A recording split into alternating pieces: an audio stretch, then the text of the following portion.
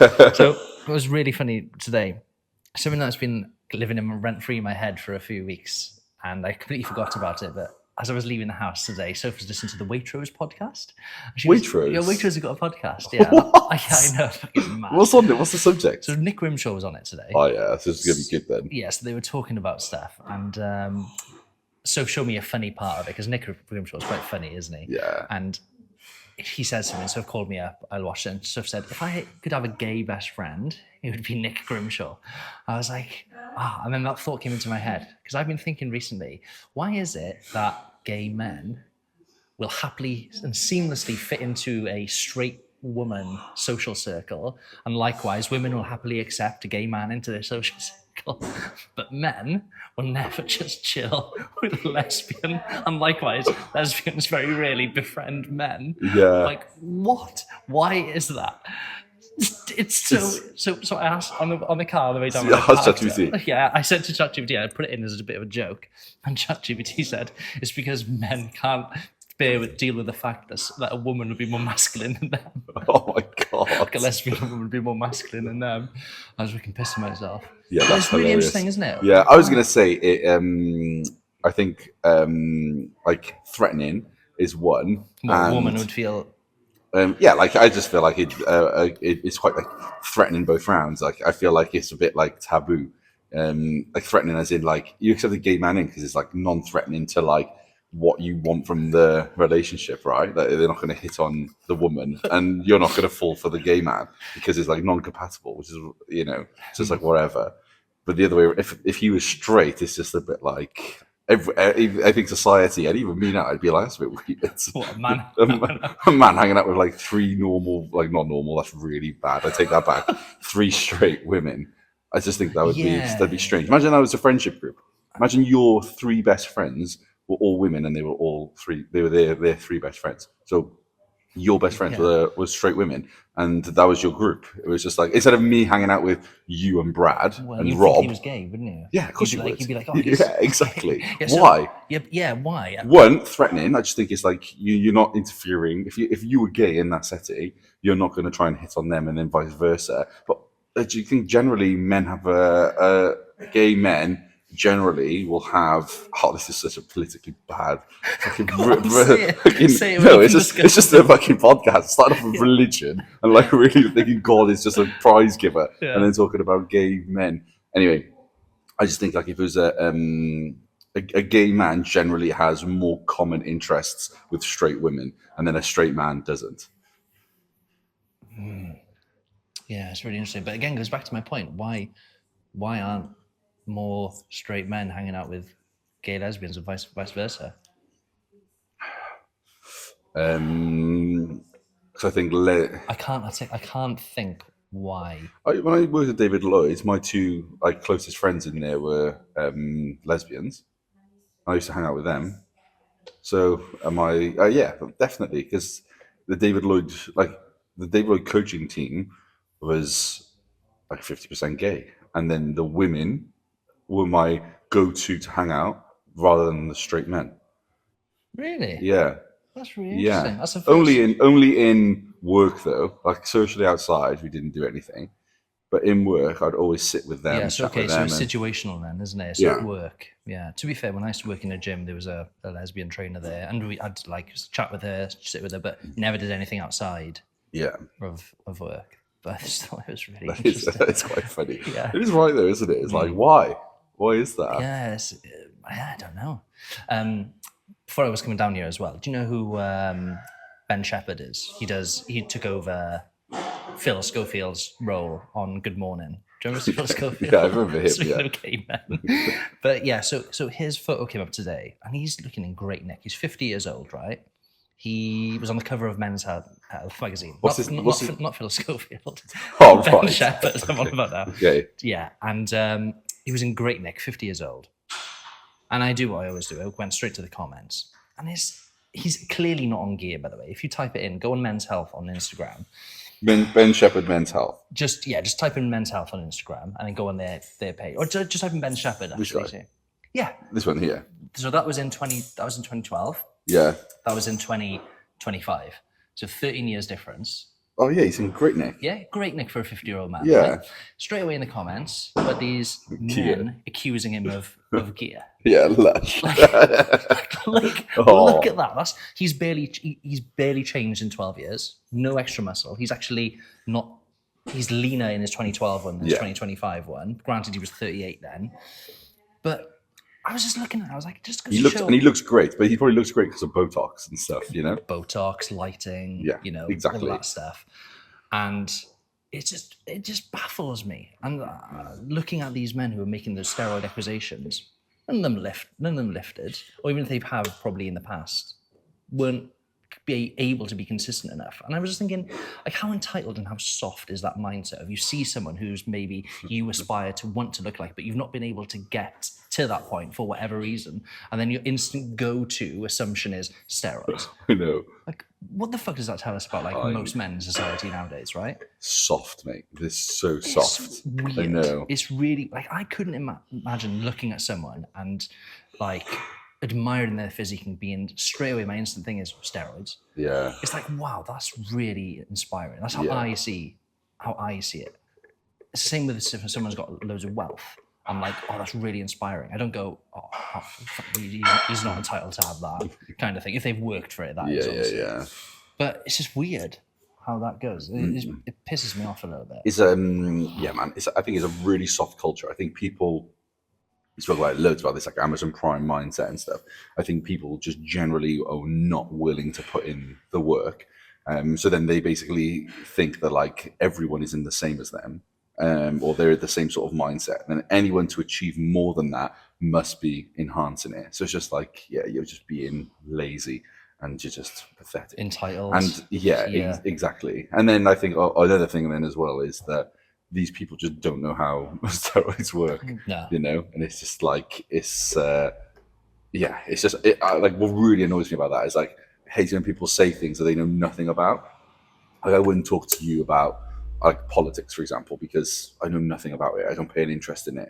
So the stuff that I would just like pull from and draw an opinion on is like just what media drives on the front page, which isn't the whole story. Is not accurate, you know. So I just wouldn't have an opinion on it. I'd just be like, oh, like. This is what I've seen, but I don't know anything, so I wouldn't say it. And then people then start talking about fucking steroids, or he's on steroids, or he's taking it. People accuse people of it all the time in like this space, not this physical space, as in the fitness space. And you literally haven't got a clue what like it looks like, how it works, or what it does, and like you're just aimlessly saying shit to try and make you feel good. And that is society nowadays, anyway, isn't it? Say things to make you feel good and put other people down, and that's exactly where my thought process went to, because I was like, we live in this era where everyone's like, you know, be kind, be nice, all of that stuff, and then all of a sudden, you know, you see someone, you're trying to tear him down by making accusations that, number one, you have you don't know anything about it. Number two, you have no idea if that person's actually taken it. Number three, he's clearly been training for 13 years just from that first initial photo shoot. Consistently, he's been putting in the work, and all of a sudden you're trying to tear him down for that. Champion the man. Bloke's 50 years old. He's in incredible shape. Even if he was on a little bit of TRT, he's going to attain a physique that most men will never be able to do because they've got that soft mindset. It's like, stop projecting your shit, your failures, your lack of being able to commit, be consistent, be disciplined onto someone else. I just don't understand it's super annoying, man. I just don't understand that's the worst part of that is like, just basically trying to just hack people down to make you feel somewhat better, or to make you feel like you're closer to them. Oh, they must be on steroids, that's why I'm so far away, you know. Whereas if they weren't on steroids, I'd be much closer, you know. He'd look like more like me. So, you know, how about you try and fucking look like him? Like, praise the man and fucking sort your shit out. And one interesting comment then was underneath it, and this is going to be a segue into the topic of today's podcast, was one of them was saying, men's health, how dare, it was something along the lines of this, men's health, how dare you, you're projecting an unrealistic body image. What's that doing to men's mental health? You call yourself men's health, but you're doing nothing for mental health. And I was like, it's a very attainable, for starters, it's a very attainable physique. And number two, it goes into this thing of body dysmorphia that we've touched on in the last podcast. And we both said, oh, maybe we should touch on this topic, because I think it's definitely rife both in men and women. And I know it's something that we've battled with Yeah, before in the past, and probably, if we're being honest, still do for sure. sometimes. Yeah, for sure. So I wanted to kind of ask you, where do you think, because you mentioned that you've wrestled with it, where do you think yours comes from? And I wanted to kind of give people advice on how they could get a handle over their own body dysmorphia. So do you know where kind of, if you roll back the years, is there, I don't always like going back to like childhood, but I think mine stemmed from childhood, and I'll touch on my story in a bit. But is there anything that kind of, Yeah, no, mine's same, exactly the same. I spoke about it with my therapist. The feeling of like getting bigger and stronger is to not feel like I can get pinned down physically anymore. So it was like get myself into a frame and a strength level where like no one can manhandle me, basically. So that was like my pursuit of like why I went into the gym. That wasn't conscious because I got into the gym when I was a teenager and or even younger. And I'm not going to be thinking like that as a teenager, but you can sort of roll it back with guidance and sort of understand where it stems from based on like behavioral patterns and stuff. So mine sort of stems from that.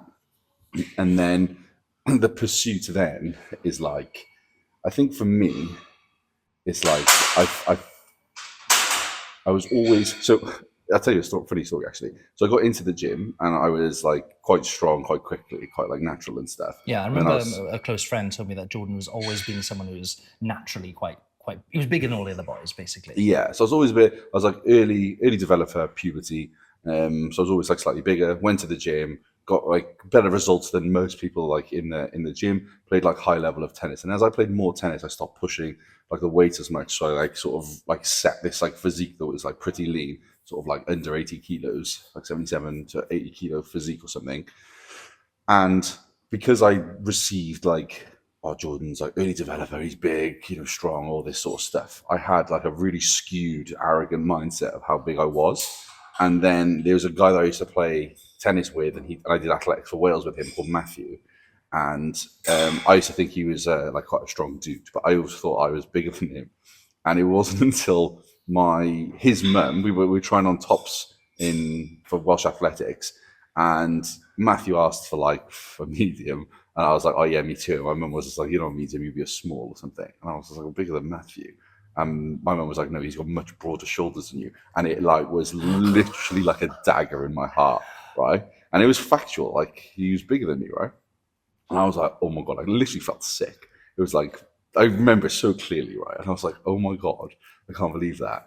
And then I sort of come to terms with that he was bigger than me. So I was like, oh, all right, fine, whatever. And then I was like, okay, gonna get bigger.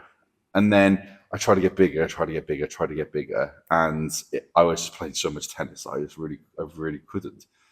And I was just like, oh my God, I'm not as like big as I thought I was.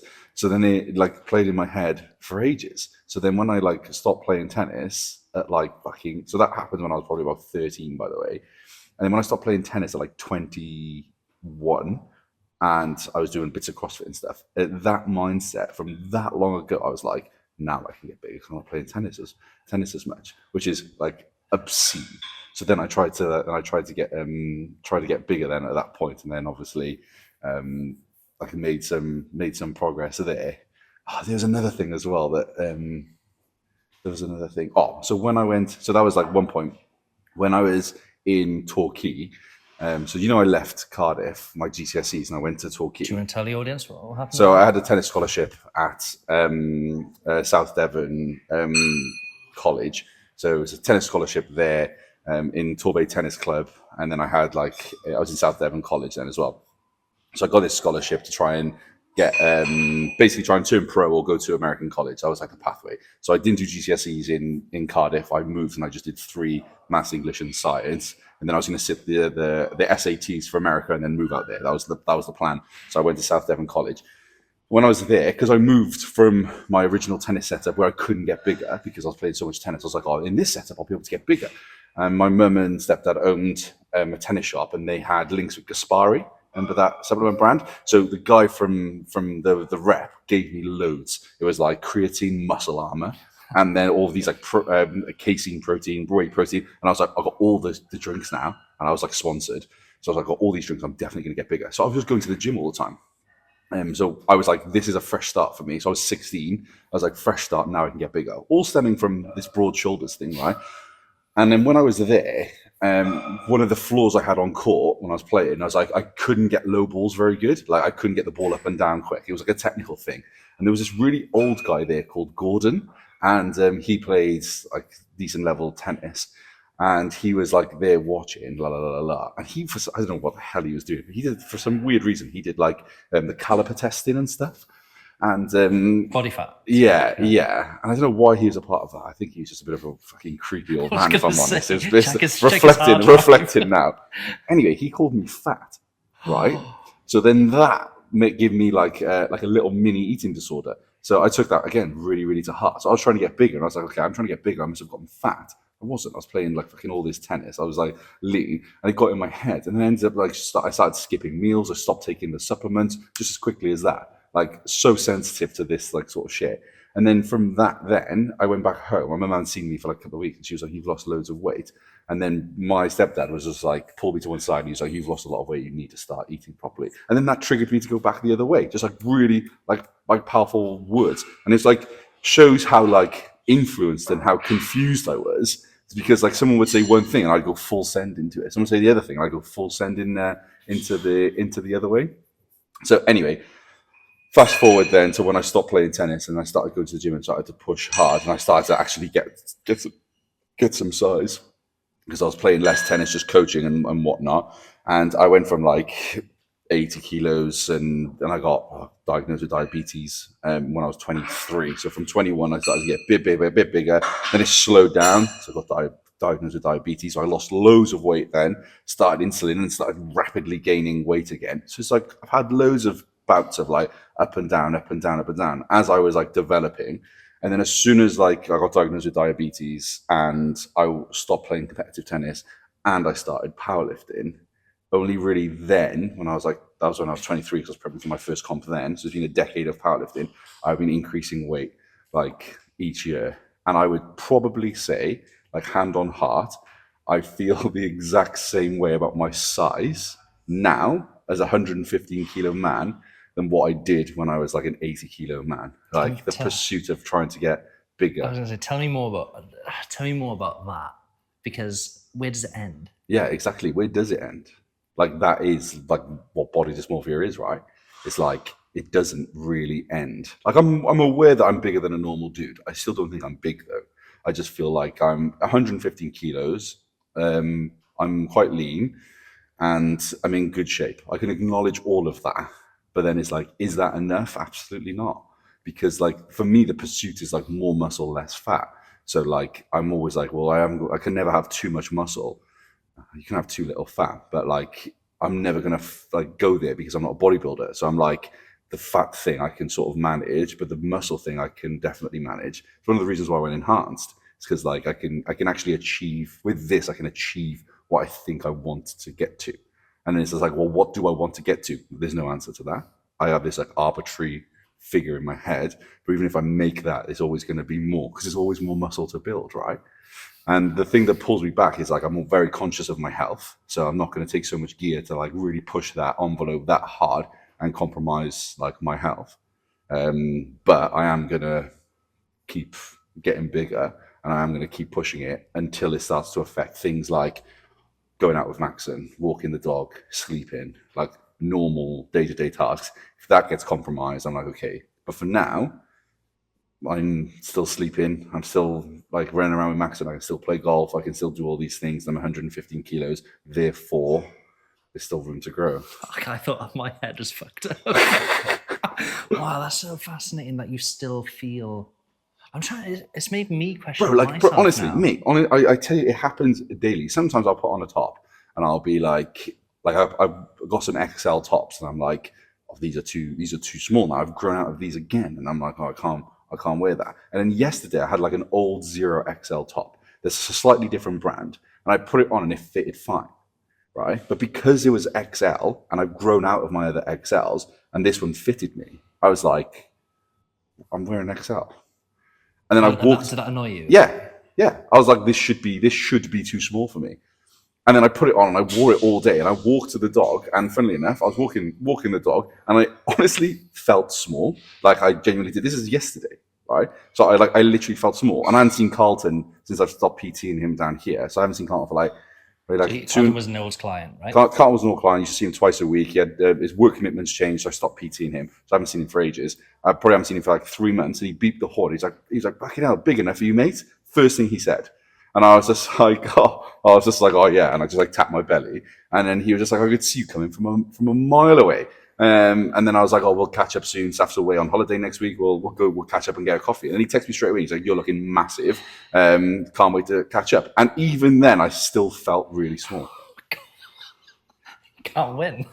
Mate, it's mental. But I think that is if you talk about body dysmorphia, like, and if we got Saf on here, my wife, and you asked her about me with my body, she'd say I'm worse than ever now than what I was when we first met, which was 8 years ago. I know you're a big fan of, what's that book, The Chimp Paradox? Yeah. Right? Oh, I think it was you that was telling me this, but when we're going through those teenage years, I think it was you I was talking about, like neuroplasticity. Where your brain is essentially molding around. Adapting to fucking everything. And if you were 13 getting those comments and going through those adaptive years where you're ultimately shaping your personality, shaping your brain, then you've carried those for the best part of 13, 23, almost 20 years. That is a behavior and a thought process that isn't just going to go away. It can't. So it stems from physical abuse from childhood, from a young kid, and then from competitive sport, and just the way I was my brain was wired from my childhood. Competitive sport and getting people being insensitive with words pulled me into different directions, and then living with that through that, and then getting diagnosed with diabetes, having rapid weight loss and rapid weight gain.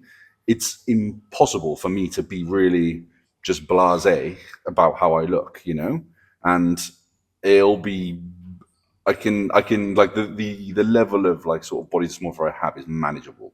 I'm aware of it.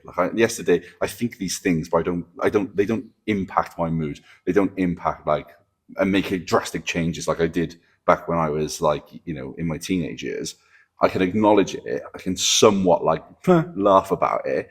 But at the end of the day, those thoughts are still entering in the same mechanism as I learned them when I was growing up. So then it's okay, this is still there and it still lingers. And I will look at myself and I'll just be oh, it's a small day today. That's so interesting. I know. Do you know what you write out? What? Big dose of magic mushrooms. Oh no, I come out and I feel like I'm Gollum or something. Just disappearing. Pathetic. No. I say that, and again, this is going to sound,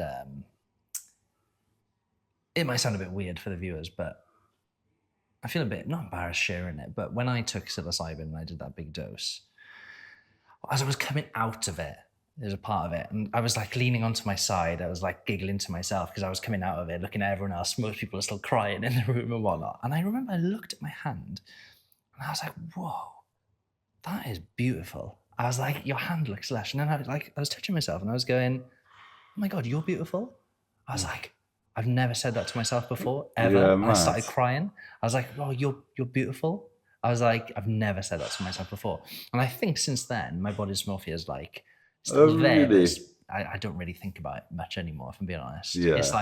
It's not something that I actively think of anymore. Yeah. And I think it was from that moment. Yeah, It's people talk about self-acceptance a lot, don't they? Yeah. And my childhood was similar but different to yours, where I remember mine kind of started when we were in the leisure centre where I grew up. It was always raining, right? And we had to go inside to the leisure centre. And do you remember in the leisure centre, there was these medicine balls.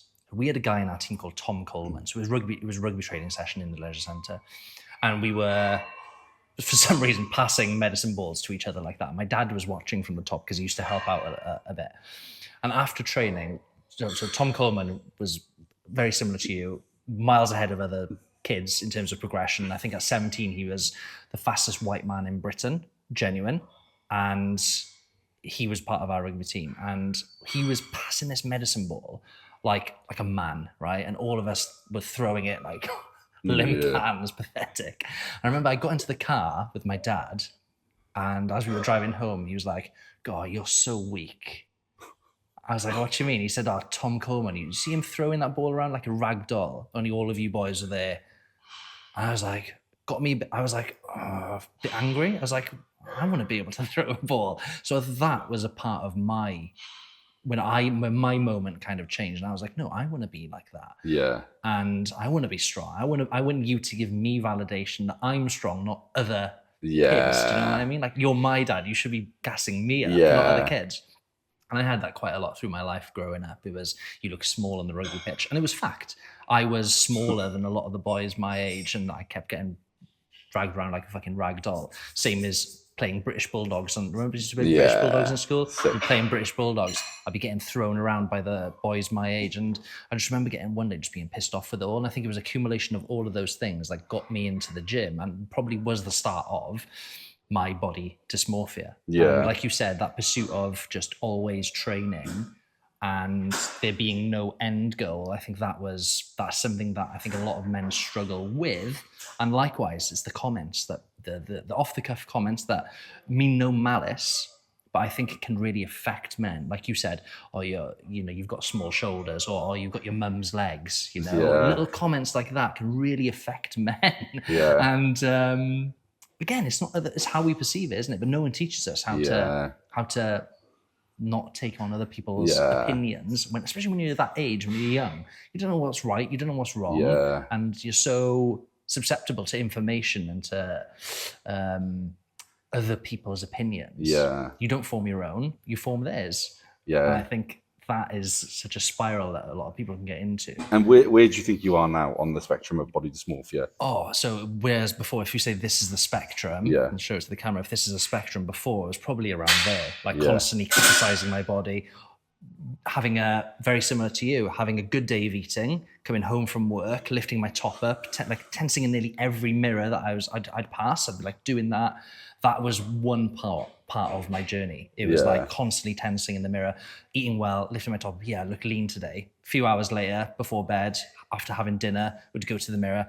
Oh, you look fucking shit now. Yeah, mate, you just had a meal. Yeah. And now I can look back and think you were a fucking idiot. It's like, you've mad, just had a meal. Like, you're not going to look as lean as what you do in the evening compared to the morning, do you know? Yeah. Why is it though that we do that? Like, why do we search for validation of ourselves? Why do we have to like constantly try and show ourselves that like we're this and we're that? Like why would you have to flex in the mirror like within hours of each other? Like, I wouldn't say that's vanity. Like, you're not doing it because not healthy. It's just a funny way. I catch myself doing it now, like flexing in the mirror and just being like, oh, I wonder how much I've like changed. I'd be like, obviously not that much. You only checked that a few hours ago. Yeah, I know. It's fucking. But do you know what? It's fact as well, because like I came off gear to conceive with Maxon, and when I came off and things settled and Saf got pregnant, like how I looked then is really fucking small, right? And then how I look now is much bigger comparatively to that. And like the comments that I for myself, I'll like, when your phone goes like featured photos, and it'd be like New Year's 23, right, or 24 when Maxon. Oh, yeah, now 25. Yeah, so New Year's 25. No, fucking hell. New Year's 24, right? Around Brad's. Yeah, because we were together, and the first thing I look at is like how I look. It's like even now, still every time. And then if there's like photos of me and you last year, me and Saf went through it last night, like featured photos, and it was me and you. Remember, we had a photo by the thing, and I was just like, oh yeah, I definitely look smaller than I've made good progress in a year. So do you say that out loud? No, in your head? No, in my head. But sometimes that means I'll if it's really like catching, I'll be like, oh my god, look at that. Like when me and Saf went to Cali in 2020, maybe 2019, something like that. I was like, oh my god, look how small I am. And Saf would be like, oh my god, look how young we look. And I just go straight to my size. And even now, and even like, like me and you. And I was just like, oh, that was a year ago. We went into Mallorca like nearly a year ago. I'm definitely bigger now. Okay, that's decent progress in a year. And I analyze like that. Instead of me, what I should do and what I wish I do would be like, that was a really nice day out with my friends. And that was a really funny photo. We turned laughing at each other. That was the photo. We were just like both giggling. And instead of me being like, oh, what are we giggling about? Oh, that was a really nice day. I was just like, oh yeah, the side of my chest looks okay. It's a bit bigger now. So I've made some good gains. But do you think, so is that your instant thing? And do you then, after you analyze yourself, then go into, what were we doing that day? Yeah, at times, sometimes, unless I go into a deep thought process about me putting on 2 kilos of size, And I'm like, how did I do that? When was that? Oh, what gear was I on then? And like, what training was I doing then? What was I prepping for then? Depends on how deep that rabbit hole I go down. Wow. But otherwise, I can reflect more socially rather than just like that. Does it affect you? I don't think so.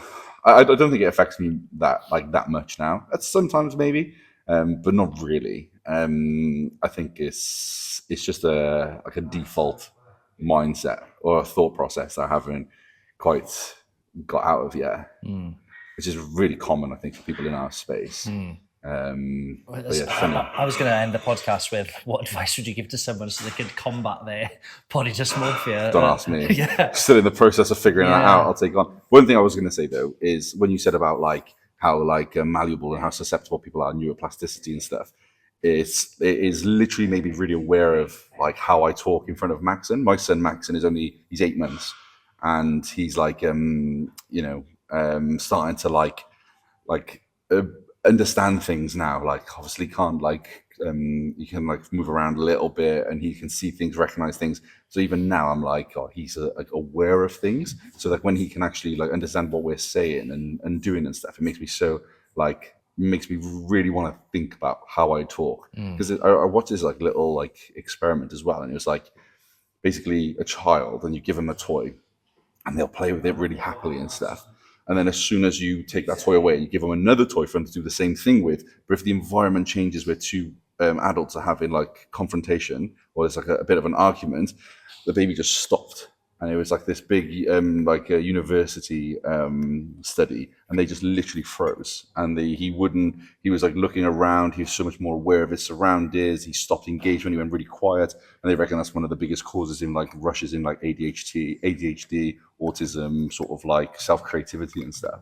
Just by being a baby, basically just sponging on the environment and the energy. The baby was too young to understand what they were talking about, but it just understood the emotional impact, and the energy, and the facial expressions, and I think that's actually awesome what you've just said there, because I didn't think about this. Is we have got the power to have generational change on our kids and the younger generation by being more aware of the language that we use. So whether or not body dysmorphia is something that you can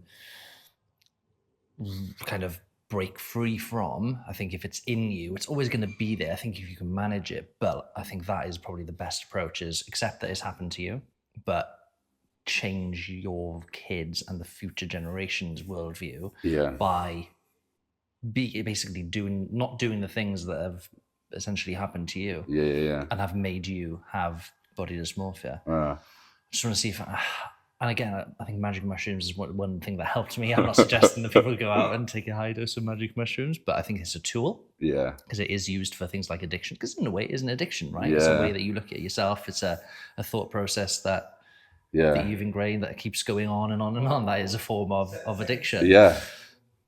But yeah. I think drawing awareness to it. An awareness to it is going to be an issue. Awareness to it is like sort of like step one. Step two then is like emotional response to it, knowledge and understanding of like how you look, like objective rather than your subjective viewpoint.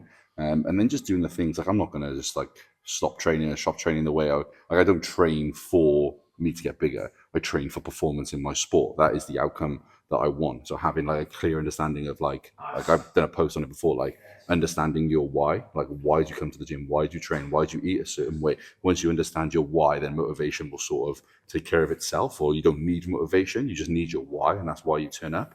So I think that helps as well. Like for me, it's just a byproduct of loads of other things, but it's not my why. I'm not a bodybuilder.